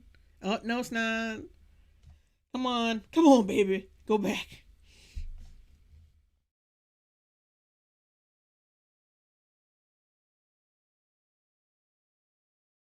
Okay, but everything seems decent, so I'm just gonna keep going. Because we only got like 4 minutes left of this video anyway. I think we're fine. I think we're okay. More transgender creators and creatives coming into Hollywood, as well as more understanding and sympathetic LGBTQ creators. Gay creator Greg Berlanti's superhero Arrowverse shows on the CW have featured numerous LGBTQ characters, and even feature a trans woman superhero character on Supergirl named... Oh yeah. Speaking of characters who are not defined... speaking of characters who are defined by their gender status... Dreamer, who is... Because that's all they fucking talked about when they announced this chick. She's trans! We got a trans character who's also trans! And plus, Supergirl, not a good example of anything good or positive, because the show was complete garbage. Was more defined as a superhero and journalist than as a trans woman. Sense8, which was created... No, like just the media and everyone... Every fan of that show only defines her by her transness. By two transgender women, features Nomi, a woman who's better defined as a hacker than as a trans person. Pose, which was created by LGBTQ men and helped produced by trans woman Janet Mock and features numerous trans women of color both behind and in front of the screen, showcases the diversity of people and opinions even within the transgender community itself. Certainly all these characters... But like that's the only thing you can fucking get from that show is that, oh, it's a trans show. That's the only thing you could like know that show for. Actually, and plus I don't really know anyone who watches it. Characters have elements of their trans identity that come into play at some point in their storylines when it feels important or natural, but they are not first and solely defined by their transness, which is a huge improvement over past transgender narratives. This isn't to say that non-LGBT creators can't or haven't or shouldn't have transgender people in their narratives, but it's also more likely to see a trans character who pushes beyond the typical storylines for trans people if they're helped informed by a trans person either in front of, behind of the camera. So right now, we have certainly come very far, but we still have a long way to go. Finally, I would also recommend, if you're looking for even more information on this topic that is quickly and easily accessible, please check out... Random That's Me. Pose is actually a good show. Didn't Ryan Murphy make it, though? I think that a Ryan Murphy show. I'm trying to wean myself off his bullshit. Robert Morgan, oh well, fuck. I know, I guess. What? Oh, well, fuck, what do I know, I guess? I was unaware that becoming a woman after being a man was not non-binary. Let's talk about gender fay instead.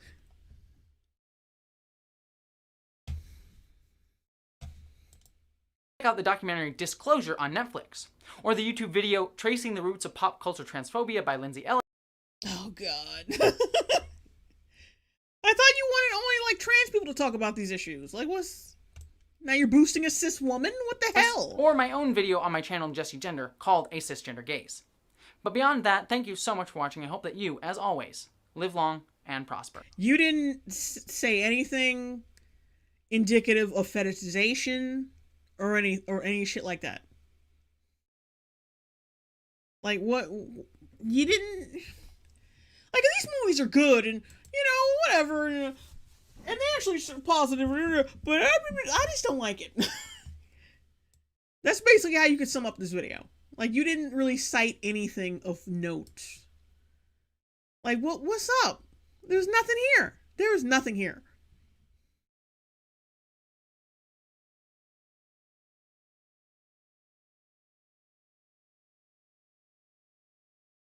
Bedroom Bunny, Lindsay, I thought Lindsay was canceled. I don't know. Well, this video came out August 27th. I don't know if that was before or after Lindsay Ellis was canceled. I'm not sure.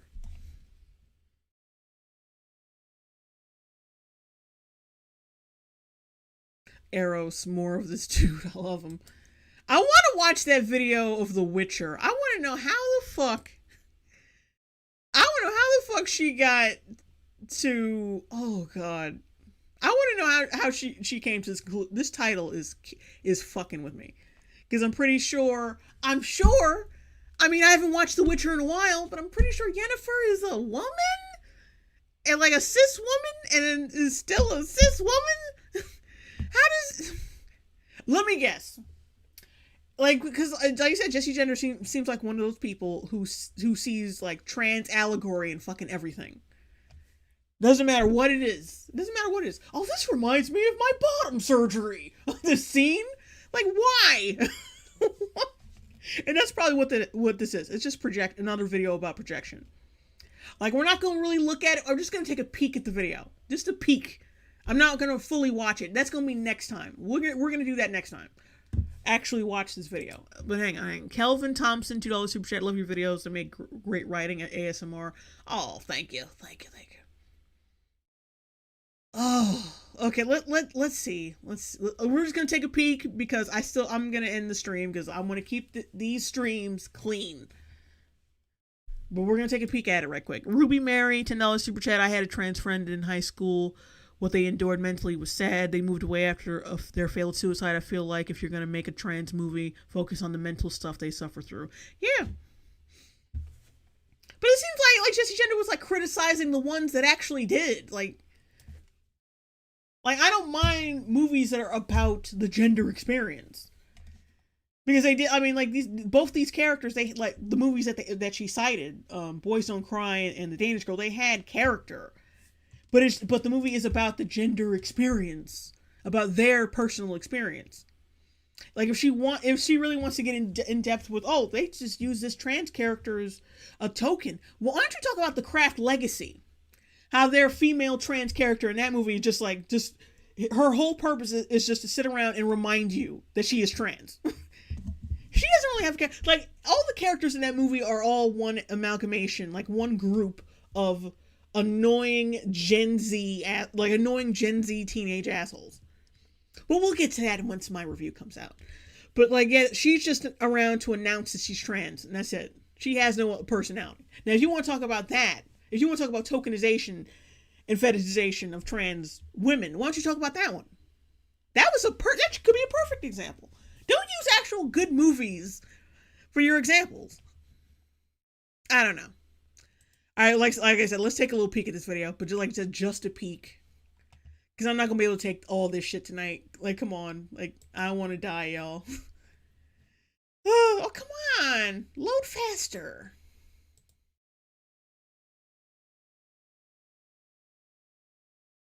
I swear when I'm streaming, this shit gets real slow. Because usually it's fast, like real snappy. Come on. So, by now, you, along with everyone else with a Netflix subscription apparently, apparently, have probably seen The Witcher. Which means, like me, you probably have toss a coin to your Witcher, oh valley of... Ugh. Yeah, like I said, like, see what I'm saying? Like, you see what I said about us only taking a peek? Yeah. We're only going to be taking a peek. Plenty, oh valley of plenty, oh. Stuck in your head, and I'm sorry that I've just gotten it back stuck in there. And also you're probably questioning why Jaskier and Geralt didn't end up together, because those two are so amazing together and then totally had a thing for each other. Stop with that shit. Stop it. Oh no. This man, who is really big, has a deep friendship with this other man who is really small and kind of twinkish. Clearly, they want to fuck each other. These two good-looking men just kiss. Be kissing. This wouldn't irritate me if people would just use that leave it as a fucking joke. But they legitimately think this is a real relation, like sexual relationship, like romantic relationship. Like, no, it's not. No, that's just me. Despite some wonky choices. Yeah, it's just you and a few other fucking weirdos. Here and there, I loved The Witcher. But there was one story beat in particular that really spoke to me as a trans woman. And that's the story of Yennefer. Or specifically, her fantastic glow up midway through the season. Let's do a quick reminder for anyone who may only remember The Witcher's story as the fever dream that it was. And in honor of Jaskier, we'll do it in the form of a song. Oh, okay, no, not really. I can't sing, so we're just gonna skip over that. Yennefer, a hunchback and quarter elf, is sold by her father to Tissa de Veers, I hope I'm saying that right, who takes her to study magic at Arduza. So many weird fantasy names. After some difficulty mastering magic and turning some of her friends into slugs, Yennefer eventually graduates and, like all those who study magic in this world, gets her chance to transform her body into her ideal image. This is highly appealing to Yennefer, who has spent her entire life being looked down upon for her hunchback appearance and has internalized a lot of that feeling about her body.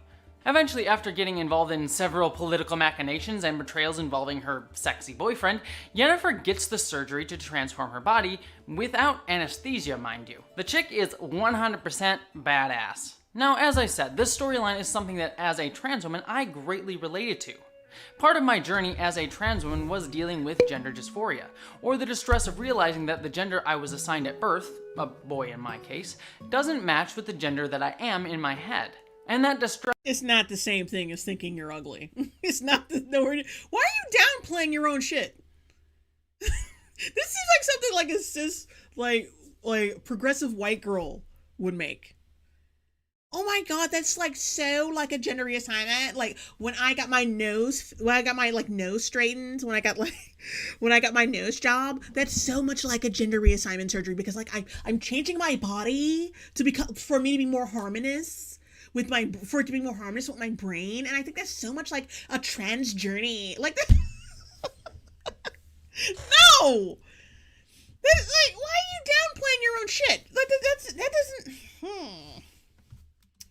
I don't know. Stress brought a lot of depression, self-hatred, and suicidal thoughts, as I've talked about in other videos on this channel.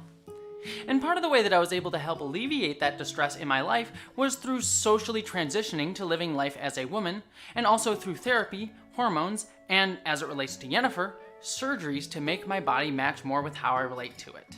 Specifically, the one I want to talk about here was vaginoplasty, where I turned my penis into a vagina. Having that surgery changed my life. It changed how I connected to myself and to my body and gave me greater confidence going forward.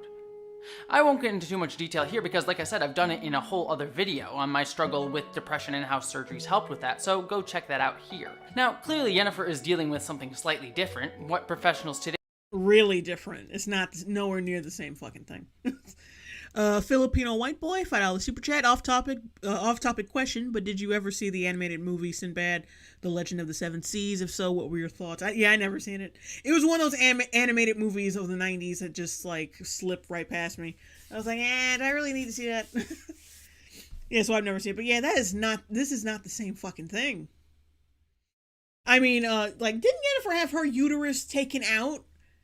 And it was used in the ritual, like she had to sacrifice her fertility to be hot and successful. That's actually more of a metaphor or an allegory for career women who give up family, like settling down with a family and doing the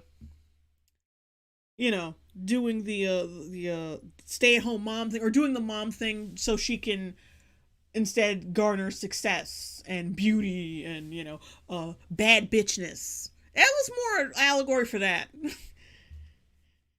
I don't understand how you saw a trans journey in this. Ugh.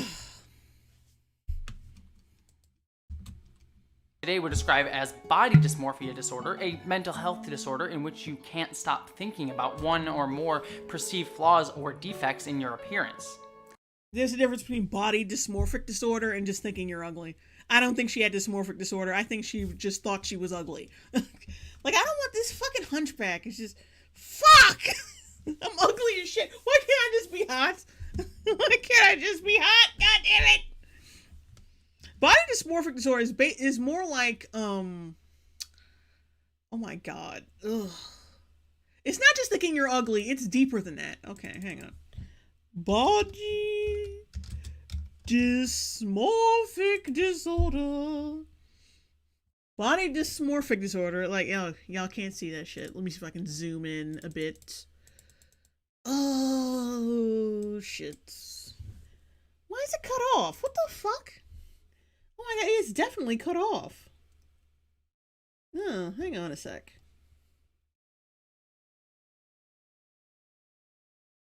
It's cut off. It's cut off. There we go. I don't know why that was cut off like that. Anyway. Body dysmorphic disorder is a mental health disorder in which you can't stop thinking about one or more perceived defects or flaws in your appearance, a flaw that appears minor or cannot be seen by others. Minor or cannot be seen by others. You may feel so embarrassed, ashamed, and anxious that you may avoid many social situations. So yeah, like I said, not the same fucking thing. It's like a compulsion. It's like that. And it's usually over some shit that's not even fucking there. She has legitimate fucking body issues. Like, I'm not saying that Yennefer deserved to be, like, bullied or anything. Or, like, or any shit like that. But, yeah, she had legitimate fucking problems with her body. That ain't no fucking dysmorphic disorder. She didn't want to have a fucking hump on her back. That's legit. That's not no. That's not a disorder. I'm just saying.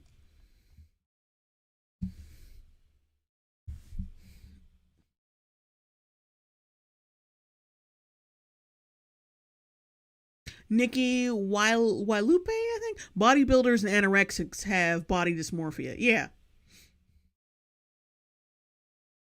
Oh, and Dracania, she was crippled. Was she? I think she walked. Didn't she walk with a cane or some shit?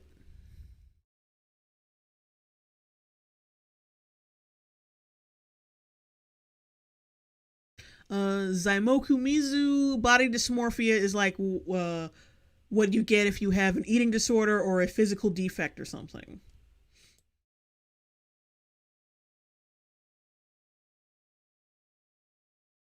Dragon Tea Latte. Having body dysmorphia is so much fun, honestly, considering how I have it myself.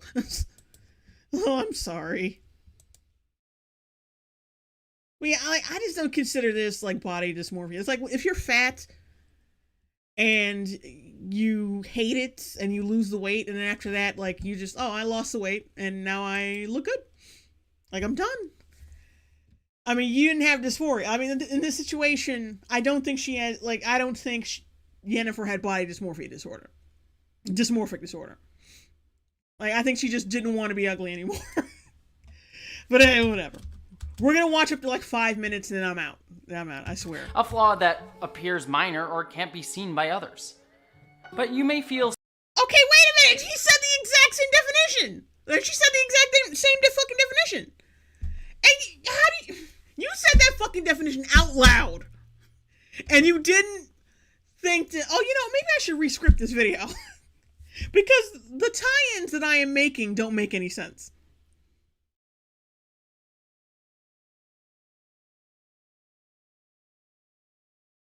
So embarrassed, ashamed, or anxious that you avoid many social situations.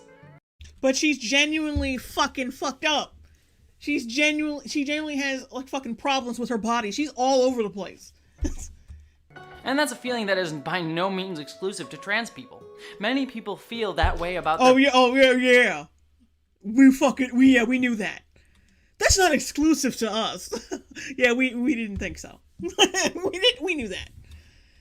Like, we need to be fucking bodies reminded. for numerous reasons, regardless of if it's a part of their body they had since birth like Yennefer, or an injury that left them disfigured or disabled, or even something like weight gain or weight loss. I myself also felt similarly about my weight, as I used to weigh 300 pounds and now weigh around 150, and feel so much more positively about myself and my body because of that. Now, this isn't to say that everyone needs to be a certain lower weight to be happy, but just that everyone has a specific way that they feel comfortable in their body. And it's not often always the way that your body actually is. So working to have your body match what makes you comfortable through exercising, eating, or surgery can vastly improve one's mental health. Both losing weight and getting a vaginoplasty did that for me, making me vastly happier on a day-to-day basis. But Yennefer's struggle with her body image is a form of dysmorphia, while my dysmorphia... No, it's not! It's nowhere near the same! It's not the same!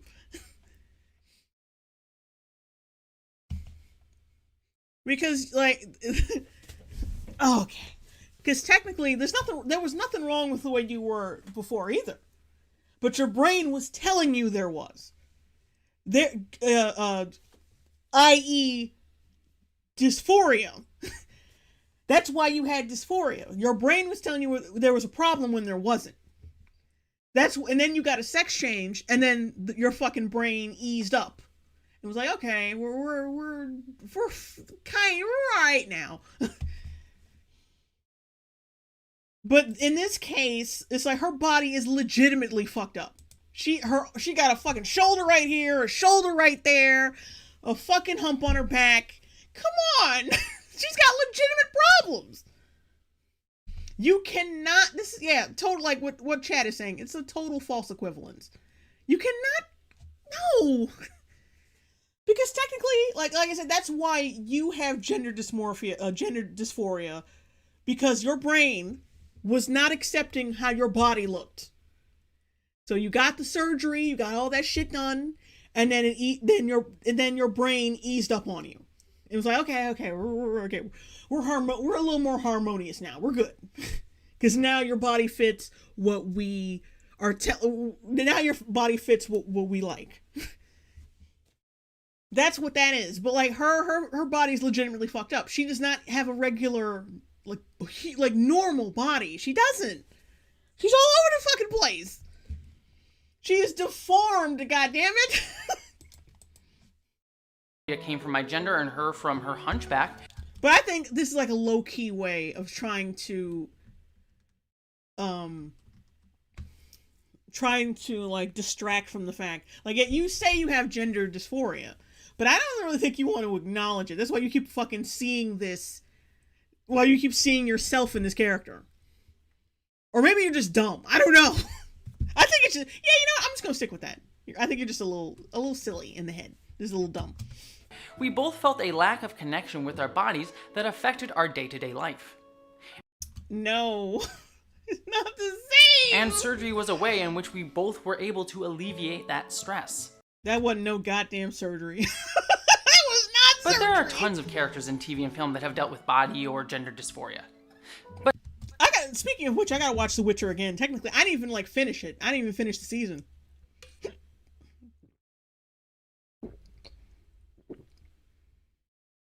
I got halfway through it, stopped, not because I didn't like it or anything, but because I just stopped because I was like vacationing, seeing my mother while I was watching the show. And I was like, oh, well, I watched the first half. I'll watch the second half when I get home. But I just never did. Because I was trying to get back into the mode of, like, creating and shit. And I was like, I don't really feel like watching anything else. But anyway. Yeah, I need to get back into watching that show. And yeah, like, not the same thing, not the same thing. But you see, there's a bigger reason that I connected with Yennefer's surgery beyond simple dysphoria. And that's because Yennefer's surgery came with a cost. By getting the surgery, Jennifer was no longer able to have children. She became infertile. And, you see, so am I. I knew that was coming! Bitch, you were always infertile. You could never have babies. You couldn't have babies as a man, and you can't have babies now because you were born a man. Oh! I'm infertile too. Like, no shit. No shit. Not the same thing.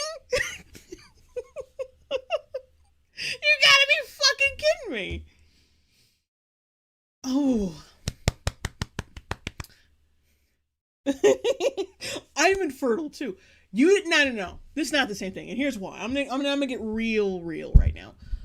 You didn't lose shit by not being able to have babies or not having a uterus. You didn't lose anything because you never had it. You didn't lose a fucking thing. That's different from a woman wanting children and wanting to have kids, and something gets in the way of that. Like, either you're barren, or your uterus is just not up to par. It just fails, and you can't have children because we had something that we really cherished and that we really wanted to use to complete our life. We wanted, like, bring life into the world, and blah blah blah, and then it was ripped. It was taken from us. Nothing was ever taken from you. You weren't. Nothing was taken from you because you never had it. Like, fucking stop it. Are you really putting yourself into the shoes of people who are infertile? What? That's not the same thing. It's not the same. Oh, God. That's not the... Oh! I feel like I have to keep repeating it. I feel like she could probably hear me somewhere. Oh, okay. Filipino white boy, $10 super chat. I definitely recommend watching Sinbad sometime if you're in the mood for an animated flick. It's a fun adventure after dealing with Batwoman for so long. Ugh, some light viewing is in order. I agree. I don't know. I might check it out. I don't know.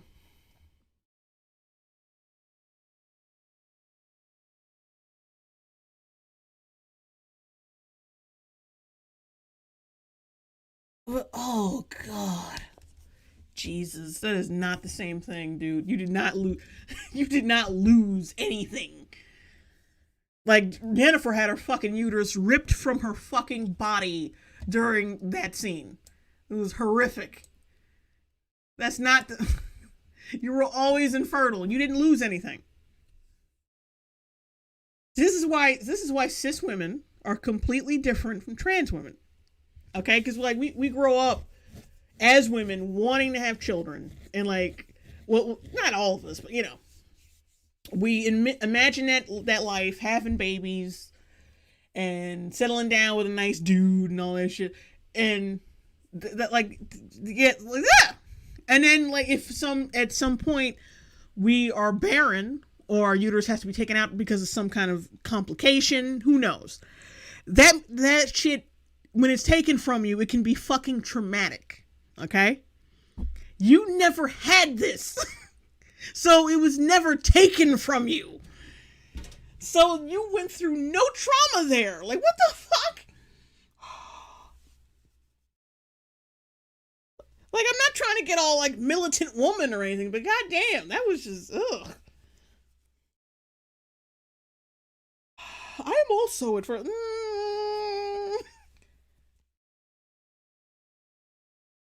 This reminds me of, like, trans people who actually think they have their periods. Like, they trick themselves into thinking they can get their period. Like, what? Huh? Are you sure about that? Oh, are you sure about that? All right, let's get back to this shit. As a trans woman who decided to transition by using hormones and getting a vaginoplasty, I'm no longer able to have biological children. Estrogen made my sperm less fertile, and ultimately... Oh, okay, he's talking about his sperm. Thank God. Thank God!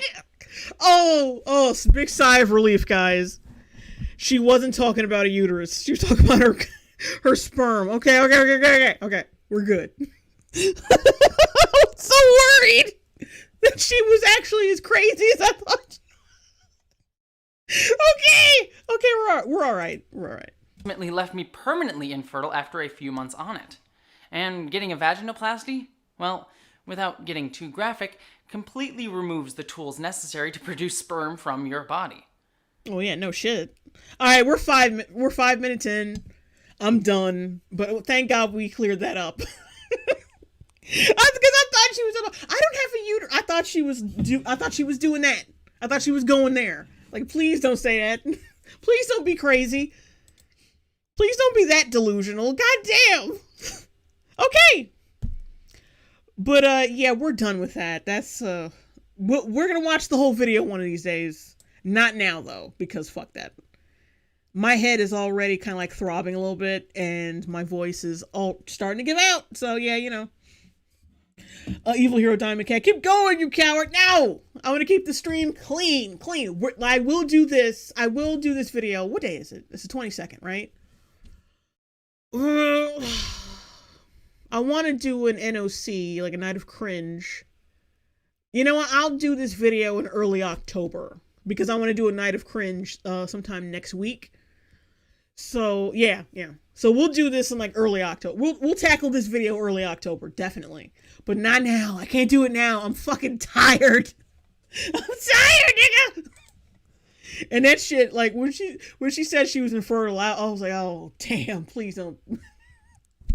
I was so worried. But then she's like, oh, no, my sperm just died. Okay. All right, fine. But anyway, that's gonna be it for the night, guys, because my head is hurt. Like, I'm suffering. My head's already hurting.